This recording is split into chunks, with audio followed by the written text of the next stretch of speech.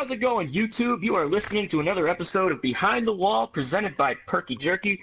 I'm Kane Jr. 88 along with my two cellmates here, Thermite 917 and Pro Bowl 43.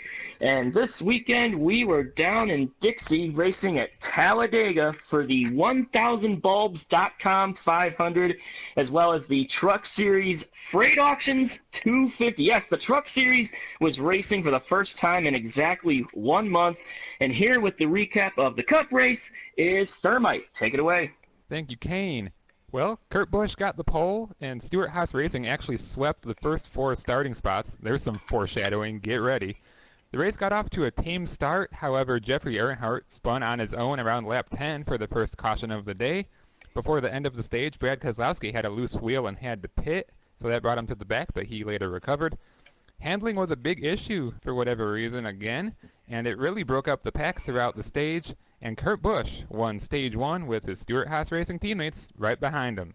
On lap 62, which was near the beginning of Stage 2, Jimmie Johnson got loose similar to Jeffrey Earnhardt in the tri-oval and spun towards the inside wall. He got some damage, but he recovered as well. That also could have been worse because it was right in the middle of the pack this time. Then there was 7 to go in the stage, and there was another single car incident as Kyle Larson blew a tire on the backstretch and spun around.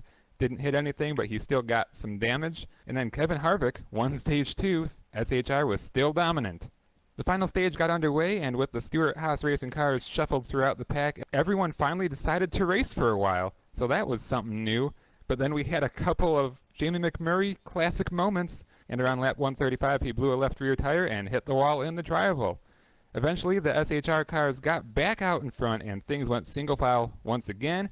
On lap 160, a tire on pit road randomly got loose, and they had to throw a yellow flag to retrieve it. And that set up some of the late race drama.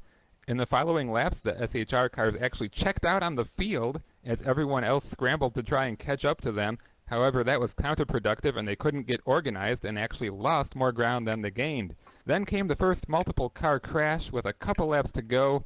Alex Bowman just got loose on his own, and it collected William Byron, J.J. Yaley, and a couple others. And that sent things into overtime. Coming to the restart, Kevin Harvick and a couple other drivers ran out of gas and had to pit. So SHR became 1 car short, but that didn't weaken them all that much. We got to the final lap, and there was a wreck going into Turn 1 involving Matt DiBenedetto, Kyle Larson, Chase Elliott, and a couple others. But NASCAR decided to keep it green. So going into Turn 3, it was Eric Almirola getting a big run on Kurt Busch. He moved to the outside just as Kurt was running out of gas, and all Almirola had to do was hold off the rest of the pack, and he grabbed his second career Cup Series win and first since Daytona of July 2014. It was also the 3rd week in a row, interestingly enough, where a driver scored their second career win. So to finish off the results, Clint Bowyer came home second. Ricky Stenhouse, I don't know how he keeps doing it. He redeemed himself after Daytona to come home third. Then it was Denny Hamlin, Joey Logano, AJ Allmendinger somehow, didn't see him the whole day. Jimmie Johnson recovered for 7th. Then it was Eric Jones, Paul Menard, and Regan Smith subbing for Casey Kane yet again. So, yeah, this was an interesting race. It was much different than we're used to at Talladega. So let's kick off the ratings with Tyler. Take it away. I sure will. Gonna give it a 3 out of 10. This is easily the worst Talladega race that I have ever personally witnessed live. Now, I'm sure there was a lot more dominated races, and I know how it used to be back in the 80s and even the 90s at times. Today just was a pure ass-kicking, and that's okay, but that doesn't make for exciting things, and there just wasn't any action at front at all, really, for the lead. Luckily, the ending saves this race from just being the worst of the year, and hell, it might still be a nominee for worst of the year. And the fact of who won, it's always nice to have a good story, but man, a good ending just doesn't save the fact that we saw a very dull race, and this might be worse than the spring too. That wasn't a very good race, and I'm just so glad that I didn't actually end up going again. I considered going and had an opportunity to, but I'm glad that I decided against it. So, bad Talladega. Kane? I'm going to give it a 3.5 out of 10. Obviously, like you said, the finish pretty much saved it. Congrats to Eric Almirola. But, yeah, what happened? I mean, Talladega used to be this must-see event, especially last year's race. That was fun to watch. But this year, it reminded me quite a bit of the 2016 Daytona 500 when the Toyotas basically ran the entire race, decided how everything would go. And this time it was the Stewart-Haas cars that all did it. So I think it was Dale Jr. that said it during the broadcast. It was like it reminded him of the 80s when Bill Elliott would dominate at the plate tracks, but this time there's 4 of them. So that was pretty much the case today. So I'm going to give it a 3.5. Nick? Well, I'm going to do it. I'm going to give it a 10. Not really. Well, I'm going to give this race a 3 as well. Like Tyler, what was this?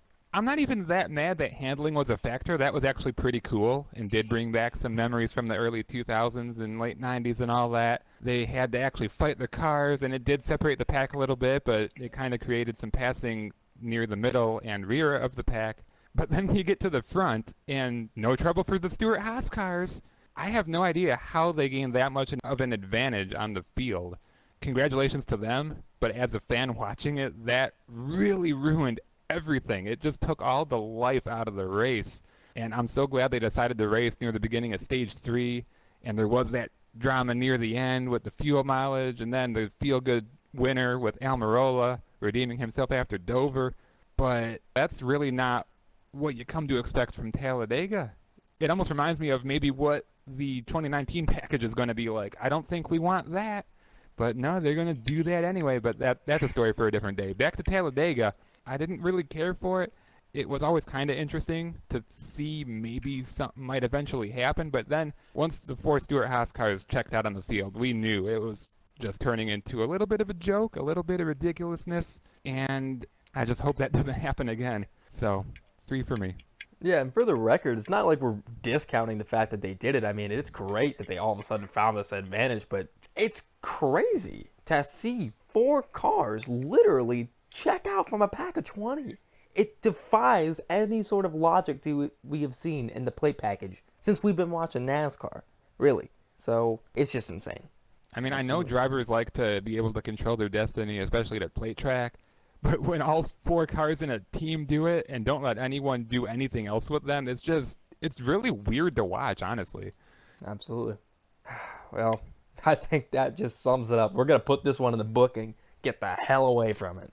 Fucking 1,000 bulbs. I'll destroy 999 of them. You'll be left with one single bulb. Ugh. Next segment. All right, now it's time to hand out some awards for the Talladega race weekend, and leading it off with that classic boner of the week. We've got 2 of them, both from the truck race, but the first boner is Chris Fontaine. Yeah, you know Chris Fontaine, little backmarker. He likes to get himself up there and say, "Hey guys, I'm here." Well, that usually leads into a wreck, and that's exactly what happened.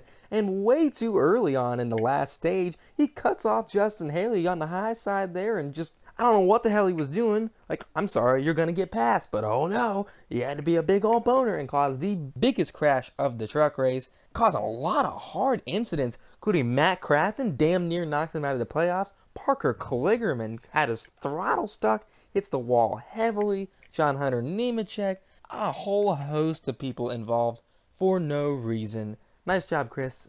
Just don't do it again, but let's just be real, you will. Next boner. That goes to Grant Enfinger, and I'm going to say he caused 2 spins pretty late in the race. The first one was after Todd Gilliland got him a little loose and up the hill, but instead of looking both ways before crossing the street, he just came right back down and clocked Todd Gilliland all NASCAR Heat 2 style and spun him hard into the inside wall.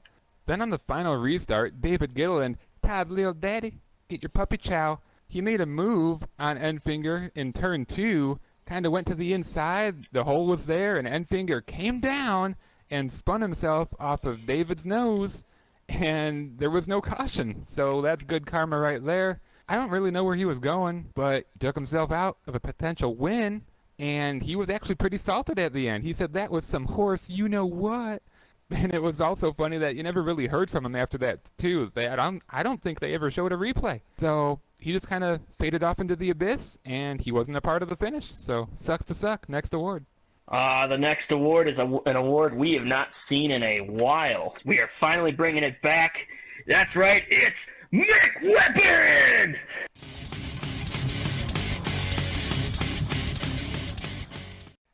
Oh, yes, oh, yes. Jamie McMurray.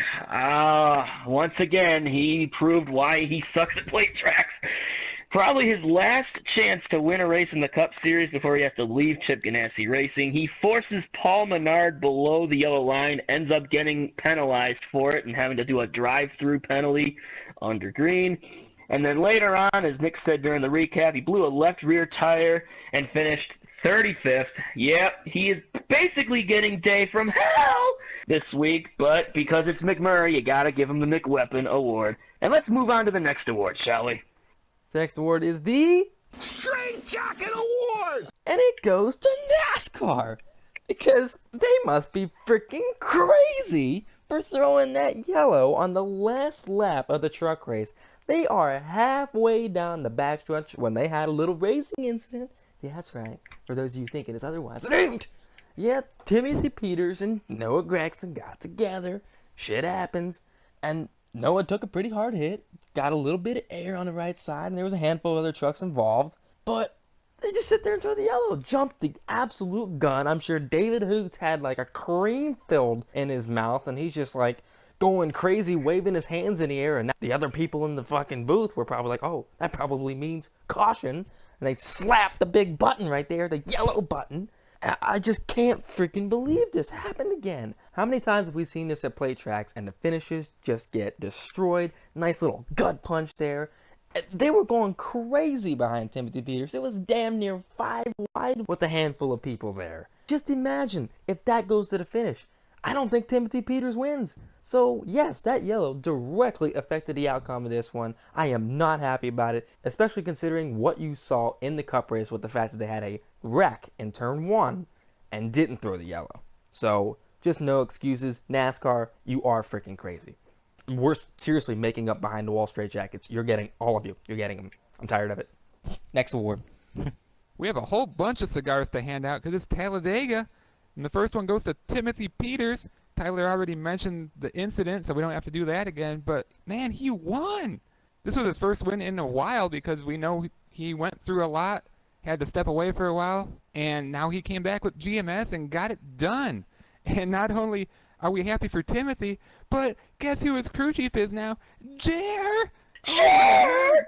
Obviously was never in a million years going to win with Cody Coughlin, but now he already gets one with Timothy Peters, and that's just a great story, and we're happy for both of them. Cody's probably off in a corner crying with his Jegs juice box. But something has got to change, and this was a good change. It worked out for both of them, so that's awesome. Next cigar goes to Myatt Snyder, surprisingly. He finished second, and he actually wasn't a total weapon out there. He was making some really aggressive moves, almost wrecked a few guys, but he kept it going straight, and he actually had a good finish. So get your hot sauce from Louisiana. Get or your whatever right sponsor you got TV! now. Yeah, that too. I bet Marty's happy. Too bad he couldn't interview him. Be like, oh, my son, you did it. Moving on, Wendell Chavis gets a cigar. He finished 5th. And that's just incredible. Like, who would have thought that would happen? Didn't even really see him much of the race, but he's just another underdog that got it done at Talladega. And even more importantly, I said I wasn't going to get emotional, but just like his half-brother, Cody Coughlin, he's announcing that he's going to step away from NASCAR. Oh, damn it, Wendell! Damn it, it says I was gonna get emotional! And he's going to move on to bigger and better things. So we wish him luck, but at least he went out on a high note. So moving on with the cigars, please. Yes, the next one goes to Jordan Anderson, and he finished in 7th in a legally purchased truck this time. Yeah, that's right. You know the story by now. But yeah, that one was legally purchased. Nice job, Jordan. The last truck cigar goes to Brian Doza, who gets an 8th place finish. Who? I don't really know. Had to look him up, even though I do know the name from NASCAR Heat 2. But, God, this guy's old. He's in his 50s. Really? Yeah, he is old, Nick. And he's driving for FDNY's Racing. And that's a little firefighter group, little underdogs. And it's funny, they actually announced that they were done racing after Daytona. But they came back to run this one and got themselves their first ever top 10, even though they've been running in the Truck Series since 1995. So nice job, guys. All right, moving on to Cup cigars now. Eric Almirola, you already knew he was getting one. That second career win, his first win since the rain-shortened 2014 race at Daytona. I remember how much that race pissed me off that day when it damn rained down in Florida. Well, enough about shitty rain. He did a good job today. Even though he was a part of the SHR total dominance, he still made it happen. Good job. We're proud of him, that redemption. You know, he got screwed over a couple times this year from his own doing and some from not his doing, so it's just nice to see him finally pull through. Go get your bacon for life. We have a couple more to hand out. Take it away. All right, our next Cup cigar goes to Ricky Stenhouse Jr. That's right, Slick Rick made a triumphant return, finishing in the 3rd spot at a plate track. So, yep, totally made up for his weaponizing at Daytona. So, congrats to Ricky. And then Jimmy Johnson, who looked like he was going to have another day from hell after he hit the wall on the front straightaway, he had a pretty decent comeback. He came and finished 7th. Congrats to Jimmy. And then old NASCAR's super sub, Regan Smith, who is going to be driving the 95 for the rest of the season after Casey Kane was not medically cleared. He came home in the 10th position. Congrats to Regan Smith. And that is it for the cigars. And that's it for the awards. Yeah, enjoy your cigar, guys. Damn it, I'm still beat up about Wendell. Oh, Wendell. You big roast. I hope you have fun farming in Hepzibah, Georgia. I was wondering when you were going to say that, his hometown. Can't leave that out. No. Alright, now it's time for the best paint schemes of the week, but we only have one, and this one's more of an honorable mention, and that is Joey Gase's Breast Cancer Awareness car. Nice little tribute there. Your text PFK. I'm not exactly sure what that means, but it's just nice. I don't know, it's just one of them weird looking kind of flowy cars with your pink in there. I appreciate that. It's got a nice message to it, and it doesn't look terrible. However, we are going to see some very poor breast cancer awareness cars in the worst paint schemes of the week. So, what's the first one, Nick? Spencer Gallagher's number 2 Allegiant/ISM Connect Chevy Silverado. Yeah, I mean, just because it has pink in its paint scheme doesn't make it automatically good. I would say the base isn't actually the worst part of this truck. It's the number, both the font and the color. It's like the 25 font that Timothy Peters had. That doesn't make it right, but I think that's where it came from. It's kind of like a bad ripoff of the Childress font, but the color is also blue, and it has a thin outline, so it really doesn't stand out too much. And then the roof number is yellow for some reason, and it like really blends in. It's like Ryan Blaney's car color combination on steroids or something. Every time I saw this scheme, it's just something looks terribly off about it, and there's no flow. So I guess they didn't really have much of a choice since Cody Coughlin's not there anymore, and they had to rush to get something out. But, you know, I do miss that Jegs truck. Moving on, what's the next worst paint scheme? This one actually doesn't have anything to do with breast cancer awareness. And this is Chase Elliott's freaking Napa night vision lamp Chevrolet Camaro. Oh my. Hendrick Motorsports has outdone themselves again. So they take the regular Napa paint scheme and only keep the back portion of it and change it to gold. I love gold. The colors are good here. I like the blue. I even like the gold. It's just a shit looking car. And it almost comes off as a split paint scheme because you got the regular Napa on the hood. Then you got your Napa night vision lamps. Here's what I'm going to do. I'm going to take the lamp in my room. I'm going to turn it off so I don't have to see this car no more. Ass! Next paint scheme. The next paint scheme is another breast cancer car. It's Ryan Newman's Liberty National Chevrolet. What more is there to say about it? It's pink with little Liberty National torches in the paint scheme. I don't really get what that's all about. And then it's silver. I mean, I guess silver is one of the main colors for the car, even though it's actually blue and green, the regular Liberty National car. But it just does not flow very well at all. And the little torches in the paint it makes it look kind of stupid, you know? And obviously the stupid glitter bird in the white box goes and just makes it that much worse, as does the green numbers. I mean, it looks kind of like the car Trevor Bayne ran in this race last year, but obviously way worse, and there's really nothing much else to say about it. So what is the last worst paint scheme of this week. Yeah, that's right. We have to have 4 of them. Good lord, of terrible things. And here's a regular. Crisp bushes, get your chili beans. Good lord. For the record, again, the colors are really solid on this car, but they're just so thrown in there and the paint scheme is so poor. I know that it's the regular Bush's Baked Beans car, and said this time it actually has good looking colors, but it just seems like it doesn't know what to do with it. Get a better scheme design and just do better. But again, this is JTG Doherty we're talking about here. They don't do better. And before we leave here, gotta go ahead and mention your freaking ballpark buns and rolls and your Planters cheese balls. Holy cringe. Bad. What a segment. Just disgusting. And get rid of the damn white box already. Like, come on. So many teams have adapted getting rid of it and just having the actual decal or their emoji there. Stop that. Must be freaking crazy. I think they are freaking crazy. I'm tired of it. We're getting there. We're done with this segment. Okay, now it's time to recap the fantasy results and picks from Talladega. And you got a surprise winner, Damani. Wow. Only said that one other time this season. He picked Denny Hamlin, which we gave him hell for, but it worked. He finished 4th, got 42 points. Kane, pointing it up, took Joe Logano, who finished 5th, got 40 points. I took Kyle Larson, who finished 11th and only got 26 points. And Nick sucked it up once again, picked Brad Keselowski, who finished 27th and only got 11 points. So, all right, loser, who are you taking for Kansas? Man, this has really sucked. And I'm just going to take a swing again. Think this is a pretty good pick. He's had a really good record here. It's been one of his best tracks, I think. Ryan Blaney. God bless it.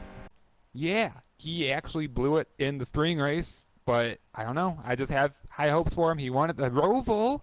He's going to get it done again in Kansas. Tyler, who are you picking? Kevin Harvick. Oh, there's a fucking surprise. Won there in the spring.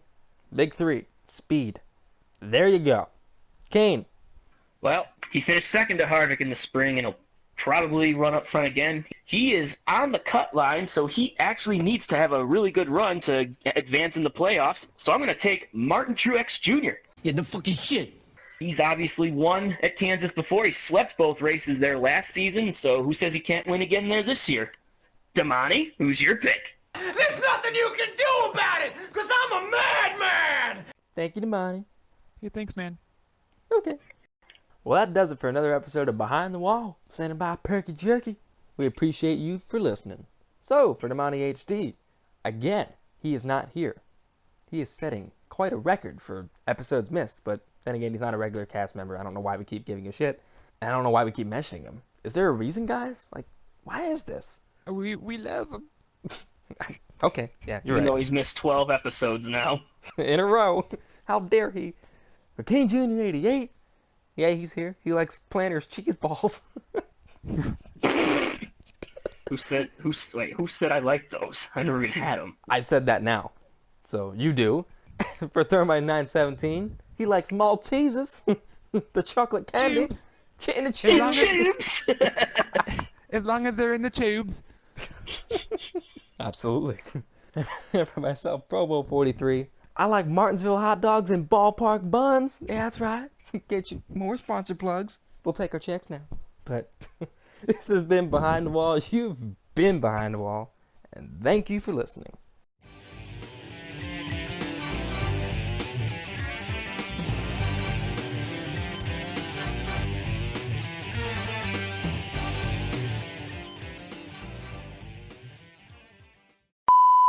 The final stage got underway, and hold on.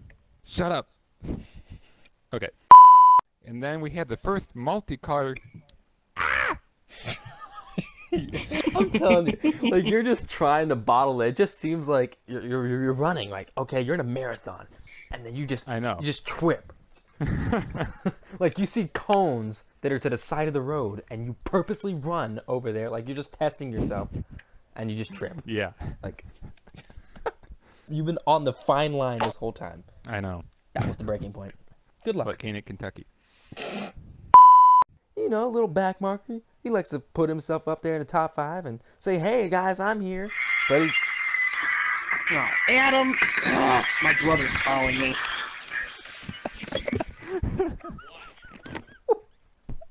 That's why it helps to silence your phone before doing this. Yeah, and a cameo from Kane's brother inadvertently via phone call.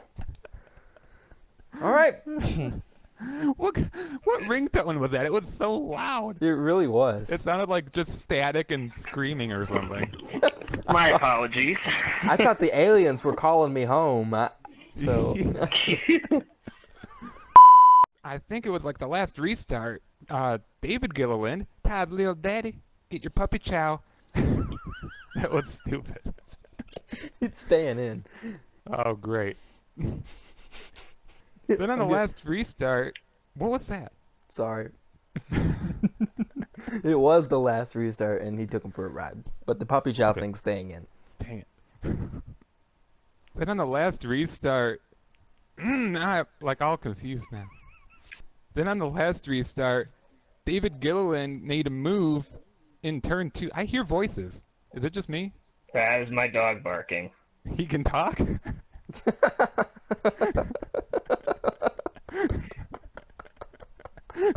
Oh, Jesus Christ.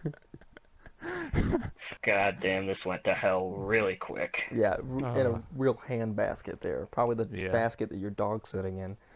I'll mention the puppy chow so it sounds better. Then on the last restart...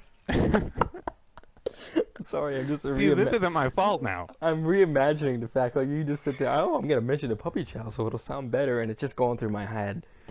So, go ahead. The ball's in your court. Self-conscious. Oh, man. Yeah, we have some cigars to hand out, and the first one goes to Timothy... Ah! I didn't like how I started that anyway. Hold on 1 second again. Mother! There's like nothing on Twitter. Huh? Allergies. Wendell. Shavis. Cody's big brother. They're gonna both work hot dog stands in Hepzibah. And that's the way, I like it.